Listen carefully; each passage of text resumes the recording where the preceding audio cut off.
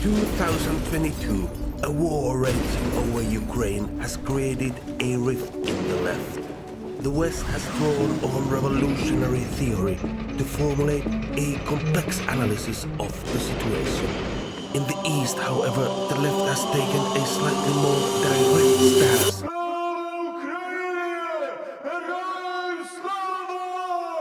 Now it is of course not this simple, but there is a difference on how the Russian invasion is seen in the left, and I'm gonna explore this difference through the concept of Westplaining.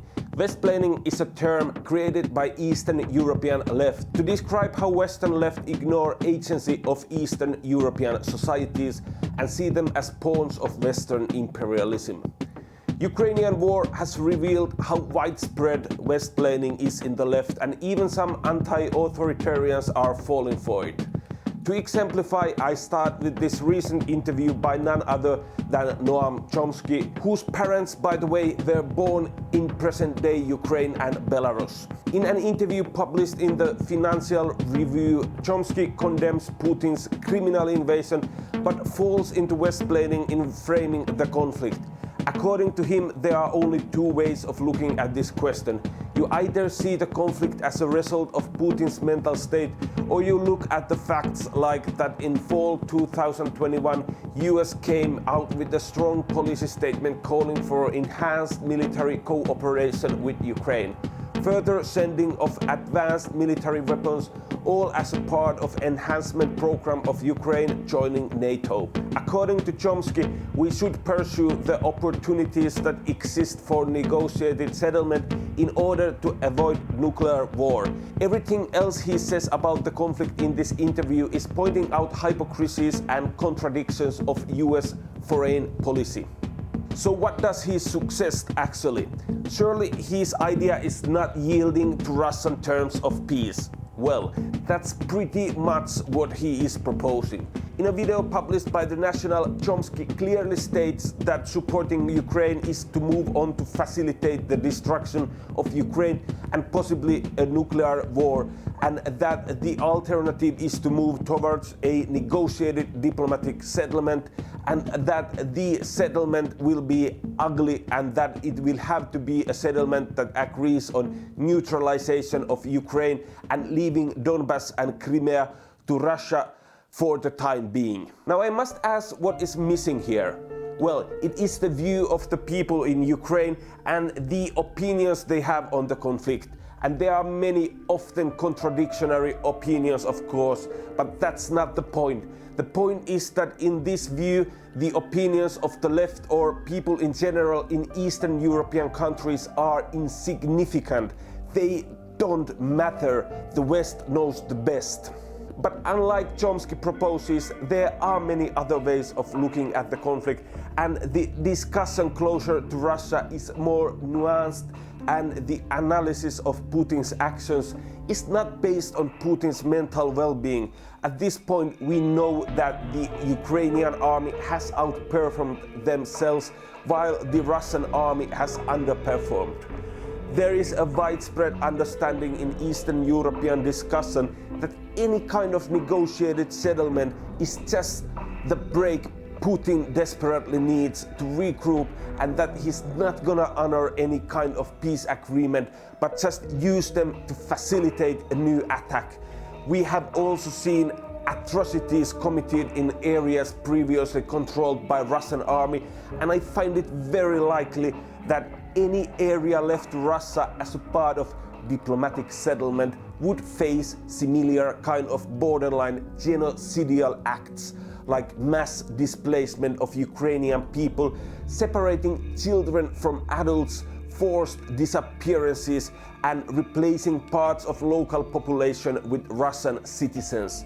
And again, Ukraine alone has some 40 million people living there, so there are a lot of opinions on the current war, obviously. But explaining issues and political situations in Eastern Europe while totally ignoring voices and lived experience from the region, and treating Eastern European societies like pawns with no agenda of their own, that is Westplaining.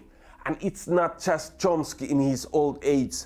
I think that in the context of Russian invasion in Ukraine, the left in general is very susceptible to Westplaining the conflict. Take, for example, these two examples from Germany and from US, where classic anarchist slogan, "No war but class war," has been used to justify leaving people in Ukraine at the mercy of imperialistic Russian forces. Now, before I go deeper into this topic, I must ask you to subscribe because I want to get 1,000 subscribers. Also, if you find this interesting, or if you think that I'm a CIA agent working for the American imperialistic cause and others should be made aware of this, please share this on your social media page. I have very little English language reach, so every share is gold. In this report and critique from No War But Class War demonstration in Berlin, the writer notes that the only positive aspect was that at the start of the speeches Russia was clearly marked as aggressor of the conflict, but that otherwise speakers were against sanctions and arms deliveries to Ukraine and demanded NATO to withdraw from countries neighboring Russia. So in this case, no war but class war seems to mean re-establishing all the capitalistic business with Russia so that they can fund their war machine and preventing Ukrainian people from getting the weapons they need to protect their freedom and opposing and disavowing anarchists and anti-fascists fighting Russian invasion. Well, this is not really as blatant as the anonymous submission published in It's Going Down. In this text, they recite a lot of history and use many slogans to arrive to their highlighted conclusion that they can oppose a Russian victory while finding anti-fascist value in Ukrainian defeat. Really? Are you fucking serious? There is a genocide going on and you find anti-fascist value in it. And the reasoning seems to be as original that among all the innocent lives lost there might be few actual Nazis losing their lives also. While the writers of this slogan-coated text gloat their glorious commitment to total inaction, I also get this feeling that they don't consider anyone siding with Ukrainian war effort as real anarchists or anti-fascists, as they are not committed to principles of anti-fascism and anti-nationalism. I do find this text to be an absolute disgrace, but because the writers seem to like historical quotes, here's one from Bakunin. We are firmly convinced that the most imperfect republic is 1,000 times better than the most enlightened monarchy. In a republic, there are at least brief periods when the people, while continually exploited, is not oppressed. In the monarchies, oppression is constant. And this is the case. You don't have to support Zelensky government or Azov to fight Russia on the side of Ukrainian people. If Ukraine wins, there is a way, albeit a difficult one, towards building a better world, and it most definitely includes fighting the nationalistic and fascist tendencies within the country, within the society. In case Ukraine wins, the country is probably gonna be quite militarized for a while, which makes it a difficult environment to organize. But still, it truly is 1,000 times better than Russian rule, even for the people who want to get rid of all governments, even if some anarchists from Oakland, San Francisco, New York and Pittsburgh think otherwise. A slightly more contemporary quote I'd like to highlight here is from anti-fascist comrades actually fighting against Russian army, and they do that while maintaining that there is no need to choose between two imperialisms. Instead, there are libertarian alternatives. We do not support Zelensky or statehood. We do not support NATO. Yes, there are Nazis in Ukraine, same as in other countries. No, we don't need help of Putin or other authoritarians to deal with them. we'll do it on our own. If you really care about defeating Nazism and fascism, stop supporting fascist regimes, start doing something against pro-Russian forces in your countries, support fellow anti-fascists and leftists in Ukraine, fight against Putin. And since we got on the citing militias, here's one from Svoboda Russia or Freedom of Russia Legion, a volunteer group founded by Russian deserters and defectors. We call on the servicemen of the Russian Federation to stop killing the civilian Ukrainian population and join us. We guarantee safety from persecution of the dictatorial regime for you and your family. We encourage everyone to follow us. The era of dictator Vladimir Putin is coming to an end, so get up. Free people of New Russia from Kaliningrad to Vladivostok, Russians, Tatars, Baskirs, Chuvas, Udmurts, Buryats, Ingis, Yakuts, Kalmyks, Altai, Circassians, Kakas. This is our chance. L for Russia, for freedom, and the L stands for liberty, of course, in this context. But back to the Westplaining. The Westplaining stems from a campist viewpoint, where the world is seen as a battleground of imperialistic powers. And while the world actually in many sense is a battleground for imperialistic powers, we should get rid of the enemy of your enemy is your friend thinking, which some people of the left utilize to support authoritarian and genocidal regimes like Russia, China or Syria in the name of multipolarity. In case of Ukraine, some people also resort to friend of your enemy is your enemy thinking and refrain from siding with a struggle that might advance US interests, even if the said struggle is a legitimate fight for freedom in the face of brutal oppressor like in the case of Ukraine. But I hope I've covered the concept of Westplaining here.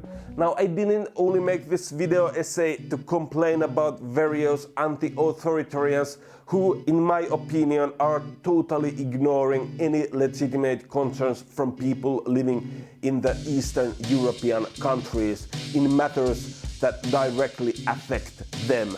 I suggest new internationalism and multipolarity of opinions and analysis instead of multipolarity of oppressive and imperialistic states. While internationalism is not a new idea, but I think it's lost some of its meaning during the era of Soviet Union and became more like campism.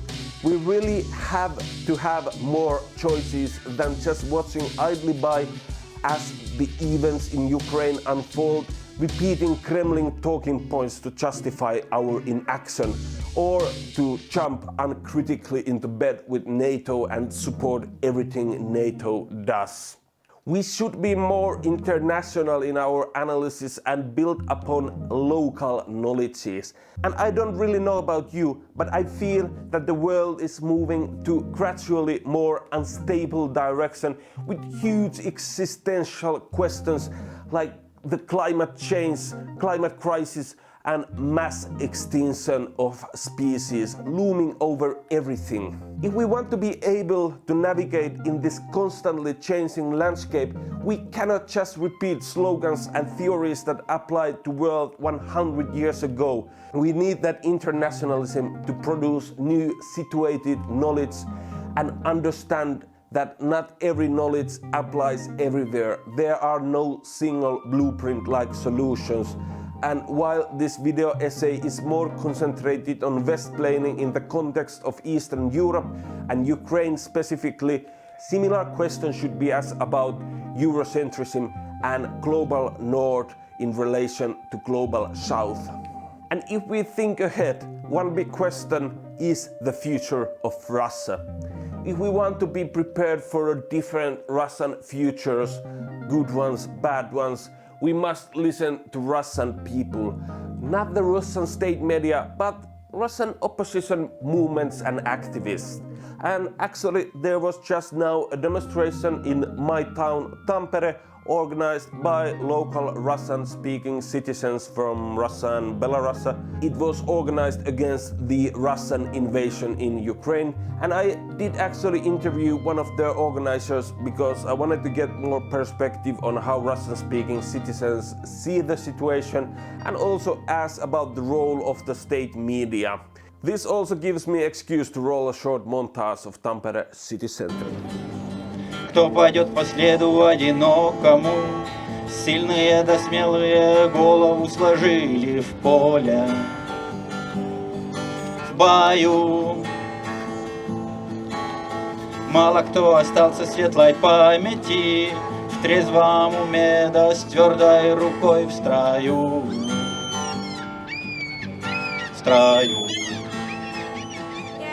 My name is Margarita. I'm a PhD student in journalism at the University of Tampere. You are one of the organizers behind this Not in My Name demonstration. Yes, I was one of the last to join because I was interested in this particular angle because I guess no one quite discusses it the way we wanted maybe to showcase what's going on. What is going on?